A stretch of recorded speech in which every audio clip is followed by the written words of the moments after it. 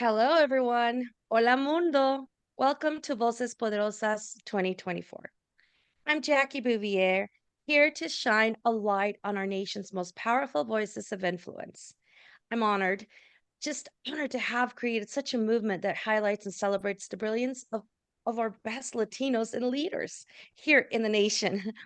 These interviews inspire and empower our Latinidad, showcasing voices that make an impact and drive change. Voces Poderosas is a transformative shortcast, spotlighting trailblazers, pioneers, catalysts, and leaders. These exceptional professionals bring insightful wisdom and so much information that inspires and empowers you and myself, helping to catapult you to the next level of success and personal empowerment.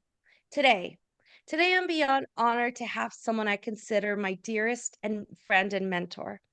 He has been an inspirational person in my life as the president of Prospanica Denver. I have learned so much from him, and most importantly, so have so many other people in the organization. He is a dynamic CEO with a deep expertise in change management, helping organizations navigate transformation with clarity and purpose. His work in organizational right sizing ensures businesses are optimized for efficiency and growth. He is also a visionary in the nonprofit sector, driving impactful changes and just fostering sustainability. And he is so mission driven that we love, love, love what he does with the organization. His leadership in organizational cultural change has helped so many of us and so many teams build cohesive, inclusive environments that thrive on innovation and collaboration. Beyond that, he is a passionate advocate for diversity, ensuring that equity and inclusion are embedded in every level of the organization he works with. Please join me in welcoming a true change maker and thought leader, Thomas Savino, Prospanica. Welcome, Thomas. Thank you, Jackie. That's a lot. I'm honored to be here. I love spending time with you, and I'm humbled to hear that introduction. Oh, well, thank you so much. Honestly, I feel so honored just to be able to introduce you on Voces Poderosas. You are one of the powerful voices in my life, and I know in so many others' lives. And I just thank you and just for being here. I'd love to start off with asking you, who are you and what's your story? What drives you and it shapes the why behind your journey? Ah, well, there's a lot there. I think, born and raised in the Bronx, a Puerto Rican and Italian heritage, that starts my journey. But what gets me here, is very much what really crystallized it was something my wife told me about who I am that I did not recognize. And I'll back up and I'll say, in my life, I always had to separate my career and my personal life and beliefs. That means I left my culture back home. Well, I went to work at really nice places that were quite great, manufacturers, Hanover, McKinsey. Uh, but there I was corporate, which is a different culture, and I left my culture at home and how I reacted and to my culture and in society and my voting or my actions and my dollars. And it really started when I look back. I went to a wonderful high school, but they moved the prom the year of my senior year, and they moved it to a place that didn't allow officially, but you could Google it, officially didn't allow blacks and Jews, which meant they didn't let Latinos either, right? And we petitioned the school, but this was normal back then. And we petitioned the school, the good Jesuits, who I deeply appreciate because they have had a big impact on my value system. And they said, well, this is normal. And so we did not go. And in my personal life, I've always done things like that. If we're not accepted, I do not go. I do challenge it. Um, and I've always been part of Nishimba and then Prospanica, right? So I joined because when I was getting my master's, I looked around the hallways of Fordham and I said, "We're not here. I'm a Bronx kid. 30% of the city is Latino, but we're not in this MBA program. Why is that?" And there was a flyer for Nishimba. So I took action, but that was in my personal life more. Later in life, I was asked to serve on the national board. I served in Connecticut, and then they asked me to be CEO. And I never really had that vision, right? I was always corporate, very corporate. And what I had a conversation with my wife. I said, listen, this job is going to be 80, 90% travel. It's a hard job. It's a nonprofit job. So there are sacrifices there. And she said, Thomas, my wife's an immigrant from Dominican Republic herself. She said, Thomas, this is who you are. This is everything you do. You just don't see it that way. And I'm like, and so leave it to my wife to tell me why am I here and who am I? She's the one who crystallized it that I've always done that in my life. And now this is bringing it all together. My both career and the things I do, like mentoring and taking action to advocate and advance Hispanics. So hopefully that answers your question. Course, and I'm a mentor firsthand.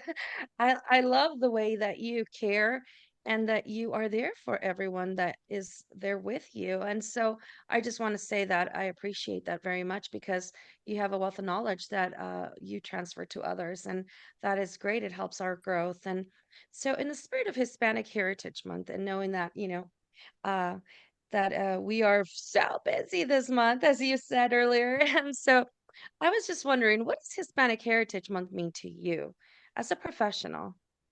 There's a few things. One, it's kind of the final realization countrywide. I mean, it's been around for a while of the importance of the Hispanic and community historically and even today, right? We all know the power of Hispanic, the our buying power, things of that nature.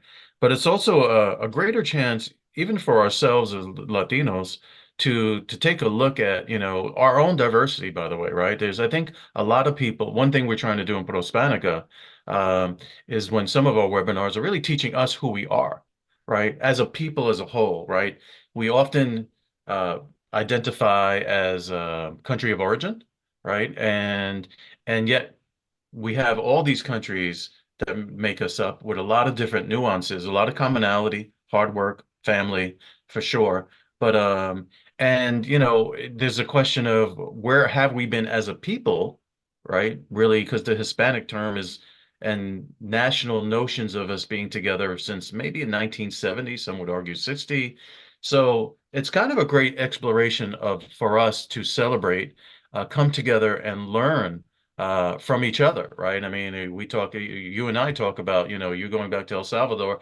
I exchange that with people on my team, right? I'm like, hey, you got to talk to Jackie about that. And they get psyched. They like to hear it, right? Because that's a smaller country with a bit of a smaller presence versus some of the other communities here. So it's a celebration and learning opportunity. Certainly the advocacy, but advocacy goes on year round too. So that being said, and I think the power of it says something too. I joked with you earlier, but it wasn't really, it wasn't really a joke so much that it feels like the activities now go from September 1st to November 1st. And there's just so much there. I think there's a story in and of itself, right? We can't make it in 1 month. We've got to do it like in 2 months. So those are some of the things that it means to me.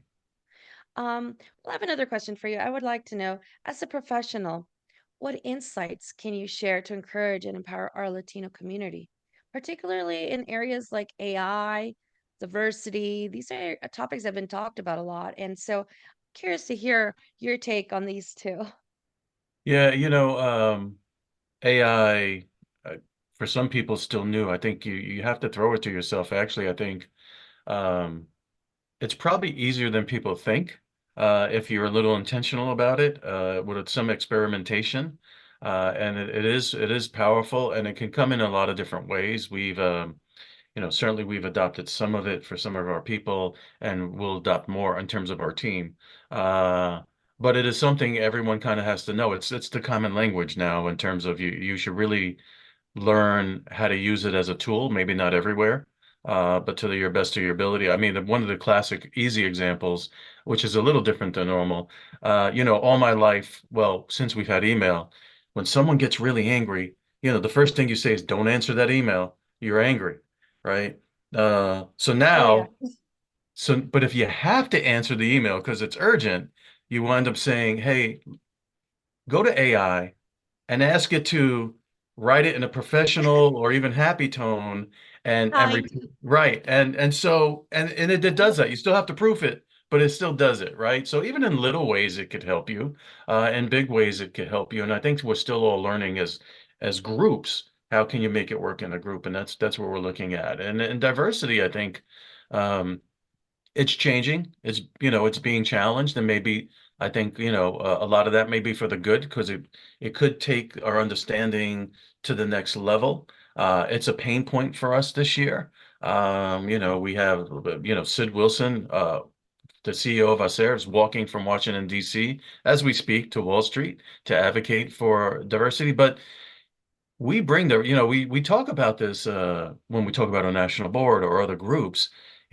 The Latino diversity in and of itself is pretty huge. And it's both a gift and a strength, and sometimes a weakness. But that's why we want to learn about ourselves and our own diversity, because we can leverage that in terms of, listen, the studies show if you are diverse, right, your teams will perform better, right? Whether it's McKinsey, MIT studies, whether it's a board. So, but then how do you leverage that? And we have this wonderful opportunity with our own diversity to recognize it first, honor it, right? Because we don't always do the best job with that, by the way, right? And then allow us to bring it where we are, whether we are the diverse person or even in our own organization as we look at it, right? Just because we're all Latinos doesn't mean we're all the same with the same life experience. So, and it's great. It does great things. So I think, recognizing it, and then let's follow where it all goes. We advocate for Hispanics, right? That's what we do, Hispanic empowerment, and help to enable their empowerment.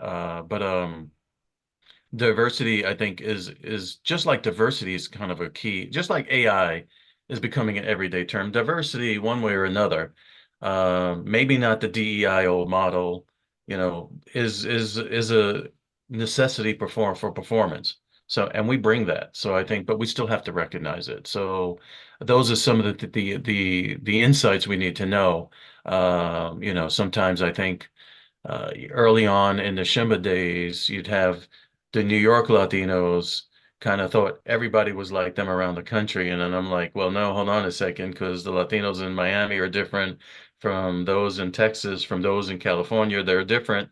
They may even have country origin the same, but no, they have different, Yeah. priorities. Although again, we still have a very strong work ethic, family ethic. Those things are super important to us. So, and by the way, we share that all when we go to our conference, in about a month and a half from now. So, right, it's a great commune of people. So, and we embrace it. And I love it. And I do love it. I think it's great. That's a great answer. And in the spirit of how I started this podcast, shortcast, if you will, um, was because of the younger generation. So, what advice would you give the younger generation, like my daughter, who is a senior in college, right? And that's how this all came about, putting it together to provide a story and also in alignment with the culture. And now the advice for the younger generation. What would you tell them? Well, my youngest is 23, and I'm careful about what I tell those guys because, they do have their own unique story and a unique experience, right? So it is kind of tough, to be frank, advising them. You try to show them the way. I think, first of all, that age group has gone through a pandemic, right? And they're going through a kind of a uniquely divisive time at the same time. And, they were born to right around 9/11 or shortly thereafter, and the repercussions from all that. Um, and really, what I try to give my sons very specifically is kind of like a Jackie Bouvier thing. There's light there.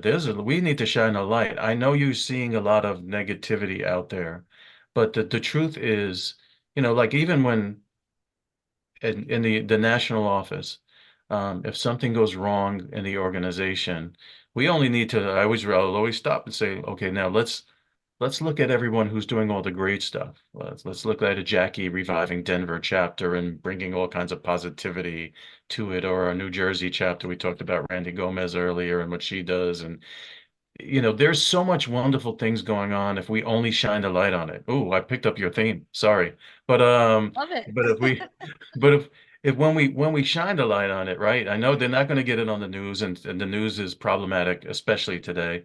Um, That's really all I try to do because I think my kids, they have to find their own path, and they're still defining themselves and redefining themselves. And by the way, in contrast to, like, I'm not a boomer, I'm right after the boomer, but in contrast to the other generation. So, um, I like to give them the freedom of that, but also point to positivity because it does seem like even while we face challenges and connecting to corporations there is progress always made. If you read if you read some of our social justice stuff, you will always see what has accomplished, what positivity has happened, what great things have happened, even if there are still challenges today, right? Because there have been, and we have to look at what's the progress made, the beauty that's there already.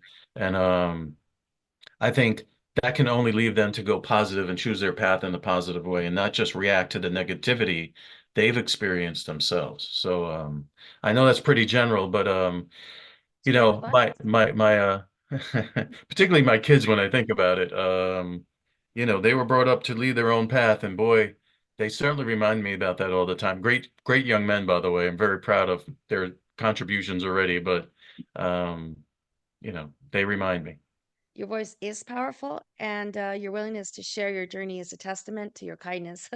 You are truly making a difference. And I just want to say thank you so much for allowing me to interview you and, shine the light on you for being such an amazing leader in our nation. And thank you, Tomas, for being on Voces Poderosas.